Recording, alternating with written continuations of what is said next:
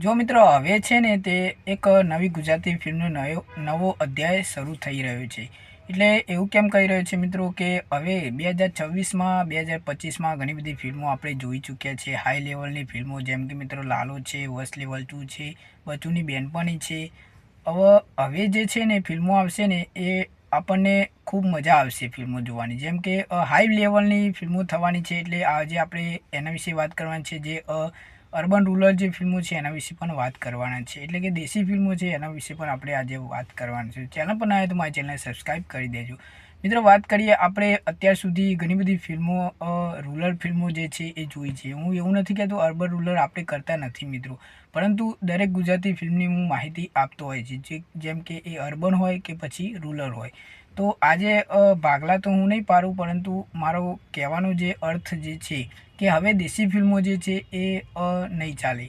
એનું કારણ એ છે કે મિત્રો હાઈ લેવલની જે ફિલ્મો છે ને એ હવે બનતી જાય છે ને ખૂબ સારી વાત કહેવાય મિત્રો કે આપણી ગુજરાતી ઇન્ડસ્ટ્રી જે છે એ આગળ આવી રહી છે. એટલે આવી જ ફિલ્મો બનવી જોઈએ. જેમ કે લાલો ફિલ્મ અત્યારે જોઈ લો, સિનેમાઘરોમાં ધૂમ મચાવે છે મિત્રો.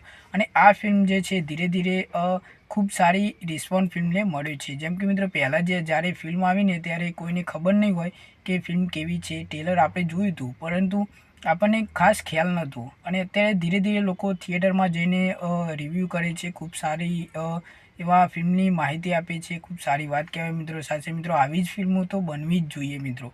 તમારું શું કહેવું છે કોમેન્ટ કરીને અવશ્ય જણાવજો. હવે મિત્રો વાત કરીએ તો હાઈ લેવલની ફિલ્મો બને છે એટલે જે દેશી ફિલ્મો જે છે એ દબાઈ રહી છે. મેં પહેલાં પણ વિડીયો બનાવી છે, તો તમે એ વિડીયો પણ જોઈ શકો છો.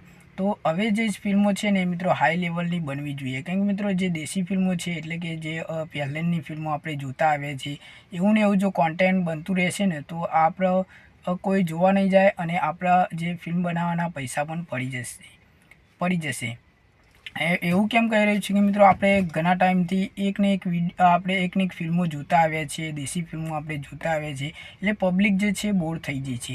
એટલે કંઈક નવું કરવાની ટ્રાય કરીએ તો ફિલ્મ જોવાની મજા આવે. જેમ કે મિત્રો વસ લેવલ 2 જે છે અત્યારે સિનેમાઘરોમાં આવી હતી અને આ ફિલ્મને ખૂબ સારો પ્રોફિટ કમાવ્યું હતું અને એના કોન્ટેન્ટ પણ સારા હતા મિત્રો. એવું નહીં કે ફિલ્મ ખરાબ હતી, ફિલ્મના કોન્ટેન્ટ જે છે એ ખૂબ સરસ હતા. એટલે ફિલ્મ ચાલી મિત્રો. અને લાલો ફિલ્મ તો ખૂબ મસ્ત ફિલ્મ છે મિત્રો. તમે એકવાર આ ફિલ્મ જોવા જજો, તમારા પરિવારને પણ લઈને જજો. કેમ કે ફિલ્મ જે છે એ ખૂબ સુંદર મજાની બનાવવામાં આવી છે. અને એના સ્ટારકાસ્ટો જે છે એ બધા જ નવા છે મિત્રો. પરંતુ શું કે કોન્ટેન્ટ કંઈક નવો છે, કંઈક નવા આપણને કંઈક નવું જોવા મળે છે. એટલે પબ્લિક જાય છે થિયેટરમાં જોવા. તો મારો કહેવાનો અર્થ એ છે કે દેશી ફિલ્મો જે છે એ હવે નહીં ચાલે.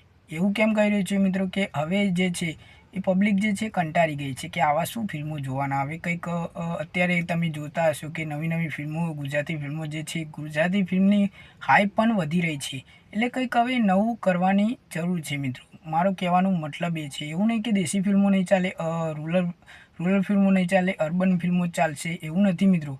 તમે કોન્ટેક્ટ સારા લાવો, તમે કંઈક નવું કરો, નવું કરવાની કોશિશ કરો મિત્રો. કંઈક ભલે વર્ષ 2 વર્ષ લાગી જાય ફિલ્મને, પરંતુ મિત્રો ફિલ્મ કોન્ટેન્ટ સારો હોય, ફિલ્મ જે છે એ સારી વિચારીને તમે બનાવો. અત્યારે મેં નેક્સ્ટ વિડીયોમાં મેં વાત કરી છે કે આટલી ફિલ્મો જે છે 2025માં આવવાની હતી, પરંતુ એનું કારણ જે છે કે જે સારી ફિલ્મો છે અત્યારે ચાલે છે એટલે એ જે છે તારીખ નક્કી કરી શકતા નથી. એનું કારણ એ છે કે ફિલ્મ સારી નહીં હોય, એવું બની શકે મિત્રો. તો તમે પણ જો આ વિડીયો મારા સુધી તમે અત્યારે વિડીયો જે જોતા હોય તો તમને શું લાગે છે કે આવી ફિલ્મો ચાલશે કે હવે નહીં? તમારું શું કહેવું છે કોમેન્ટ કરીને અવશ્ય મને જણાવજો. મળીએ નેક્સ્ટ વિડીયોમાં.